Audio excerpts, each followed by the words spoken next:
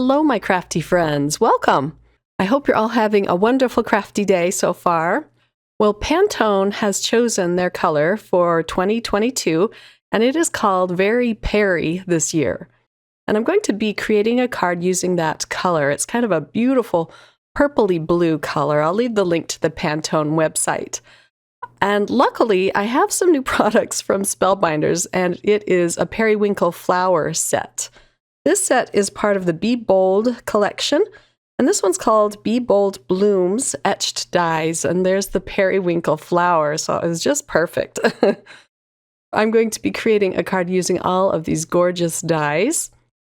So these dies came out today in the Spellbinders shop, and there's a lot in this Be Bold collection. I also have the Smooth Lines Mix and Match sentiments. And I cut the happy birthday sentiment out just so you get an idea of what it looks like. There's part of the birthday. The first letter cuts out separate. Let me pull the H and the B. The H is upside down, by the way. They say, happy birthday, congrats, hello, for you, just a note, and thank you. And they all have this beautiful font. And last I have this really fun set. It's called Lemon Zest Etched Dies. And I don't know if there's anything cuter than lemon dies or lemon stamps. They're just fresh and fun. I'm going to create a set of note cards with these in a separate video coming up, but I'm really excited about this little set. Today we're going to create a card using the sentiment dies as well as the Be Bold Blooms. So let's get into the card. I did all of my die cutting off camera, and as you can see, I have a lot of little pieces. I like to put them in my little heart trays. And I'm using a new set from Spellbinders. I just picked this one up. It's called, let's see, I have it here in front of me. Fluted Classic Rectangles, and they come in circles and squares and ovals as well, but I really love rectangle dies to keep in my stash. So I cut it out with some light purple cardstock, and I'll put it onto my white card base. And I also cut it out with a piece of white cardstock, so I'm going to layer these up a little bit. Also, if you're interested in these little heart trays, I sell them at my Etsy shop, and I think they're perfect little gift for Valentine's Day for a crafter, but I find them so handy to hold all of my die-cut pieces. Okay, so let's start building our flowers, and I'm going to use some Prismacolor pencils to add some details to these die cuts. So I have a really dark purple colored pencil here, and I like to have it really sharp when I use it, especially for this technique. So I'm going to sharpen it with my little brass bullet pencil sharpener. And then I'm just going to draw over the lines. This will add a little bit of color to the flower and give it some cute details. And it's really easy and fast to do. So the sharp pencil just helps to get inside the etched dies, and it does leave a little bit of color along the outside of these grooves. All of the cardstock I'm using is from the Cardstock Essentials from Spellbinders. This color that I used for the periwinkles is called Lilac Blossom, and it's the closest I could find in my stash of colored cardstocks to the periwinkle color on the website, the Pantone website. So let's build this inside of the flower. I used a dark purple and then the white detailed die on top of that. I'm going to pop this up with a small foam piece. I'll go ahead and create 2 more flowers off camera because I wanted 3 to put on this card panel. I'm also kind of lifting up the flower petals to give it some dimension. And there it is, all done. The next flower is another periwinkle, but I decided to cut it out with a pink, and it's a cute little smaller size flower. I'm using a really dark, this is called Process Red, colored pencil, just to add details in the etched lines. And we'll do the same thing. We'll pop it up with a foam square. And then it has the dotted detail piece that you can put on top. Just add a little bit of liquid glue for that. And again, I'll do more of these off camera, but I just wanted to give you an idea of how I put these together. Okay, here is a little branch of flowers. And I cut them out with 2 colors of teal. The lighter teal will go on top of the dark teal, and then I'm using a dark teal colored pencil for the etched details.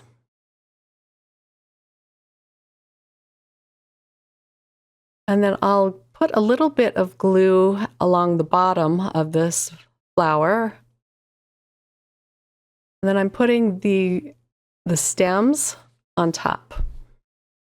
So I'll just lift this up and attach it on top so you can see the cute details on that stem. Okay, here it is all done. Isn't that so beautiful? So I'm getting quite the bouquet going here on the front of this card. Next, I have some yellow flowers, and I cut them out with 3 different colors of yellow and orange colored cardstocks. And I'm putting in some detailed lines with some orange. And then these layer up just beautifully. I love this flower. So this is the biggest piece. And then there's a medium piece. And I should have added colored pencil to all of these pieces. I don't know what I was thinking. But anyway. And then the third piece I cut out with the saffron orange cardstock.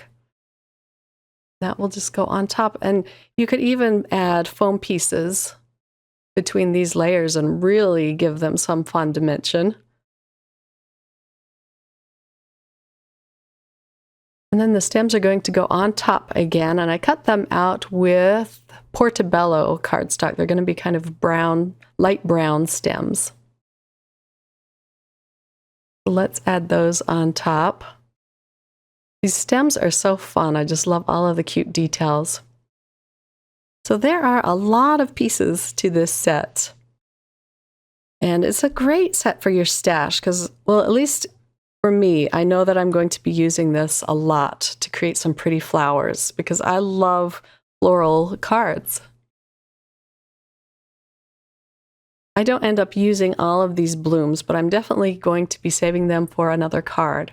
Let's see how these look on the front of this panel. And of course, I have to put my little bouquet together, which I'll do in a minute. And now for this flower, I really love the look of this one. I forgot that the pink piece needs to go on top of the purple one. So I'll put a little glue on the purple piece, and then I decide to pop it up with a foam square. So I'm going to just wipe off that glue and add a foam square. And then this smaller pink layer will go on top. You peel off the release paper. These square foam pieces are so small. It's hard to get the release paper off. And then this time I cut out the stems with some green cardstock. I believe this is Peridot. But look how cute that is. It looks like a little clover. Let's get that to stick. I gotta hold it down for a minute. And then we can add that to our little bunch of flowers. This is going to be a very bright and colorful card. Okay, last one. I cut out these flowers with white cardstock. This one's going to be really simple. And the stem is cut out from the Portobello cardstock again. For the centers, I cut them out with some yellow cardstock. And it's going to be really simple. The centers are just going to be yellow, and that's all there is to this one. It's pretty quick and easy to put these together once you have them all cut out. It's the die cutting part that takes the time. Isn't that just charming? So I'm going to try and fit all of these flowers onto this card front, including several of the leaves that I cut out. Okay, so for my first periwinkle, I'm going to pop it up with a foam square. And I'll put this one down in the center where I want it.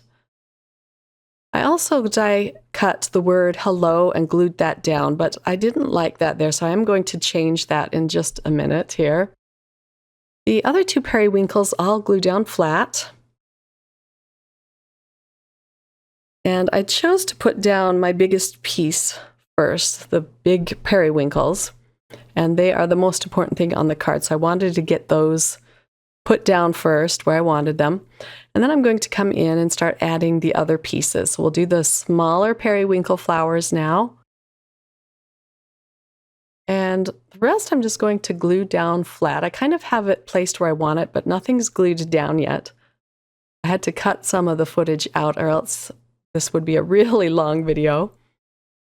I'll just put little dabs of glue behind the flowers and tuck them in place.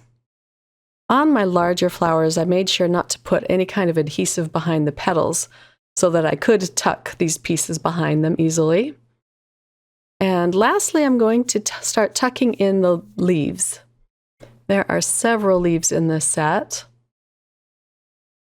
And I'm going to put a lot on this card front. The greenery adds quite a lot to this card, but it's nice to have more die cuts than you need so that you can put a quick card together. Your die pieces are all ready to go. So I've added a lot to this card front so far, and there comes a point where you just have to stop. I mean, I could have kept going, but I think I'm going to call this done with this last leaf here.